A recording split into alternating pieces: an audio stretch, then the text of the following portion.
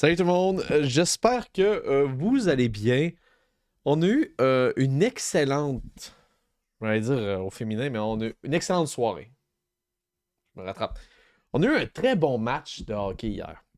Je sais pas comment vous l'avez trouvé, mais les joueurs avaient de l'énergie hier à Winnipeg et puis c'est ce que je voulais, hein. Je voulais vraiment qu'on passe une bonne première période, mais que ça puisse se tenir au fil du temps.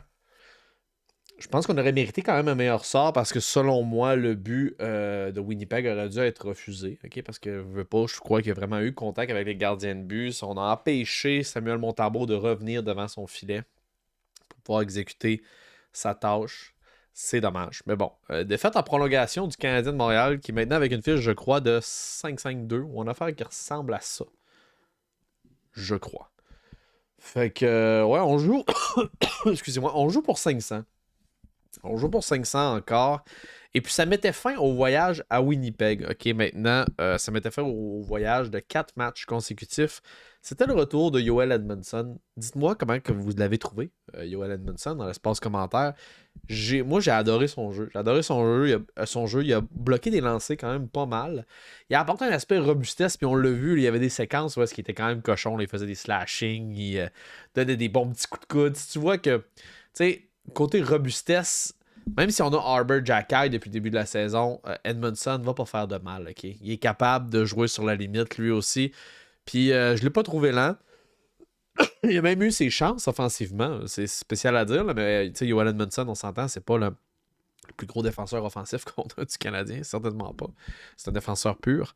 Euh, non, je l'ai trouvé bon. Je l'ai trouvé bon dans son match. Il avait pas l'air rouillé. Ça allait plutôt bien. Même qu'il disait là, que, même en conférence de presse d'après-match, il disait qu'il s'était senti pas mal mieux que ce qu'il aurait pensé. T'sais. Fait que vraiment, des nouvelles encourageantes de son côté.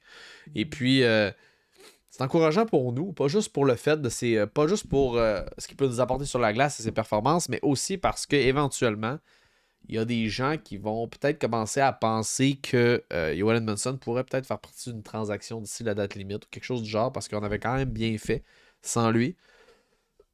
Je suis d'avis qu'il reste pour le moment parce que moi, je suis content qu'on ait enlevé Wideman de l'alignement. Et puis, vraiment, non, on a eu un très bon match hier. Premier but, je crois, qui est appartenu à Suzuki. Quel but de Suzuki encore. Semi-échappé, réussi à contourner le défenseur, fait un petit lob, direct sur le goal. De toute beauté. Un petit plus beau but depuis le début de l'année, ça va de soi. Suzuki, c'est un vrai de vrai, on le sait, on n'a plus besoin de le dire. Et puis, son gros duo avec euh, Caulfield y est également pour de quoi. Je fais juste un petit peu de pitonnage, guys, pour vous montrer un petit peu. Et voilà, de quoi avait l'air la game d'hier. Cole Caulfield a terminé la rencontre avec 2 points. Dans le fond, 2 passes, 4 tirs au but. Nick Suzuki, un but, une passe, 5 tirs au filet. Et Kirby Dach a marqué un autre but. Kirby Dach, on s'entend, hein, c'était pas. C'était pas. C'était sur un lancer bas, je crois, de Nick Suzuki. Lancer bas qui a touché la pad. Et puis, Dak a juste pogné le retour. Il était collé sur le but. C'était évident qu'elle allait la mettre dedans. Mais il l'a fait. C'est ça l'important. Puis, vraiment, je suis content de voir ce trio-là bien performer avec le Canadien de Montréal. Je pense qu'on était dû pour avoir un bon premier trio. Puis, tranquillement, pas vite, on va être moins gêné, je pense, de le dire. Qu'on a enfin un vrai premier trio dans la Ligue nationale. Parce que, on a une idée de ce que c'est un premier trio dans la Ligue nationale de hockey. Puis à toutes les fois qu'on parle de Nick Suzuki comme premier centre, ben, ça fait grincer des dents certaines personnes. Mais depuis le début de la saison, puis si Suzuki peut aller chercher un point par match toute la saison, il y en aura plus de haters ou de doubters sur Nick Suzuki. Nick Suzuki va pouvoir être officiellement un premier centre de la Ligue nationale de hockey, selon moi. Et Cole Caulfield va être légitime. Cole Caulfield va être légitime également à sa gauche ou à sa droite, tout dépendant. Kirby Dach, présentement, joue bien. Je pense que c'était son troisième match avec les deux. Je pense qu'on va vouloir forcer pour le garder là quand même parce qu'il amène un aspect robustesse. Je sais pas si vous avez remarqué, mais il y a une chose que j'aimais pas du jeu de Dach, c'est que j'étais comme pour son physique. Je trouve qu'il joue pas pour sa grosseur, son gabarit, je trouve qu'il joue pas assez physique. Et croyez-le ou non, depuis une coupe de match, en tout cas, Il se sert très très bien de son physique. Moi, je le vois prendre des bonnes mises en échec, à être impliqué dans le forecheck.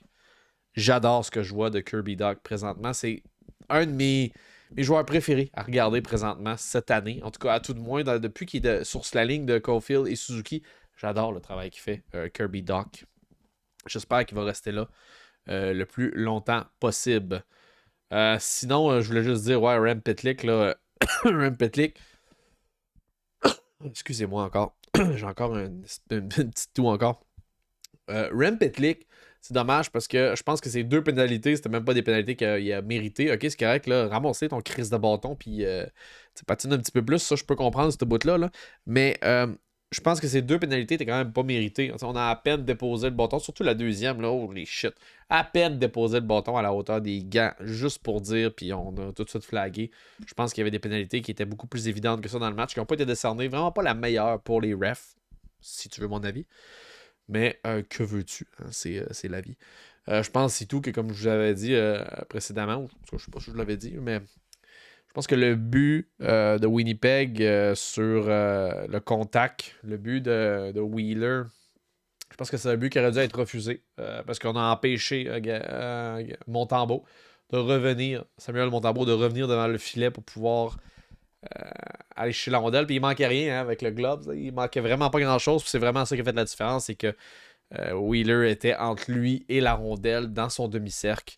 Fait que pour moi, ouais, il y avait vraiment de l'obstruction envers le gardien de but. Puis je pense que ce match-là, overall, on se l'est fait voler. Je crois qu'on se l'est fait voler. Ça aurait dû être le Canadien de Montréal qui aurait dû gagner ça à la régulière. Mon humble avis. Sinon, guys, attachez vos trucs. Attachez vos trucs parce que là, sinon, notre prochain adversaire, c'est demain. Donc, c'est samedi. C'est à Montréal et ce sera contre les Golden Knights de Vegas qui sont en feu. OK, les Golden Knights de Vegas, présentement, là, c'est 10 victoires, 2 défaites. 10-2. C'est la séquence des Golden Knights. C'est assez incroyable. Grandement dû à leur gardien de but, Logan Thompson et Aiden Hill. Et puis, si j'avais à vous dire que ces deux. Si j'avais eu à vous dire en début d'année que ces deux gardiens de but-là chez le Golden Knights allaient tout casser, vous auriez ri de moi. Okay? C'est 100% clair que vous auriez ri de moi. Justement, le fait que Robin Lehner était mis de côté pendant toute une saison à cause d'une blessure, on s'était dit, bon, ils viennent de perdre leur premier gardien de but, ça va faire mal. Ça va tanker avec les Golden Knights. Jack Eichel, qui n'avait pas encore connu l'éclosion souhaitée suite à sa blessure l'année dernière. Bref, il y avait un paquet de doutes sur quel genre de saison les Golden Knights allaient offrir. Et puis, quand on regarde la saison qu'on a présentement du côté des Golden Knights, force est d'admettre que c'est du solide. C'est vraiment du solide, OK? En 8 games, Logan Thompson, qui joue comme numéro 1 présentement, pourcentage de save de point 934. C'est incroyable. Une moyenne de 2 buts par match. Hill, 1,73 de moyenne de buts par match. Qui joue pour 0,94. Ça, là, c'est des c'est des stats de l'élite. Clairement. Là. Fait que c'est grandement dû à aux performances de leur gardien de but. Sinon, les meilleurs sont les meilleurs chez les Golden Knights. Jack Eichel lead avec 13 points en 12 matchs. Mark Stone, 10 points en 12 matchs. William Carlson, on est vraiment content de le revoir là encore. 9 points en 12 matchs. Pietrangelo, 9 points en 12 matchs. Marchessault.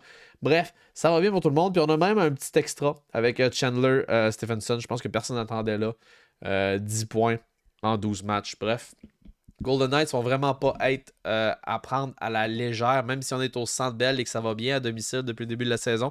Je pense qu'on va avoir tout un match de hockey. Et ma prédiction, c'est que je crois que les Golden Knights vont continuer leur bonne séquence et devraient l'emporter par la marque d'au moins, on va dire un 4. Un 4-2. Je crois que les Golden Knights vont gagner 4-2 demain contre les Canadiens de Montréal à Montréal. J'espère que vous aurez apprécié cette vidéo-là, guys. C'était vraiment un recap de la game d'hier, un petit overview de ce qui s'en vient également pour demain. J'espère que tu auras apprécié ça. Si c'est le cas, laisse un gros pouce bleu et abonne-toi à la chaîne si ce n'est pas déjà fait. On est une des rares chaînes francophones à faire ce genre de contenu-là en français, où on parle de potins ou d'actualité sur le Canadien de Montréal et sur les autres équipes de la Ligue nationale en général. J'espère que tu auras aimé ça. Peace out, guys.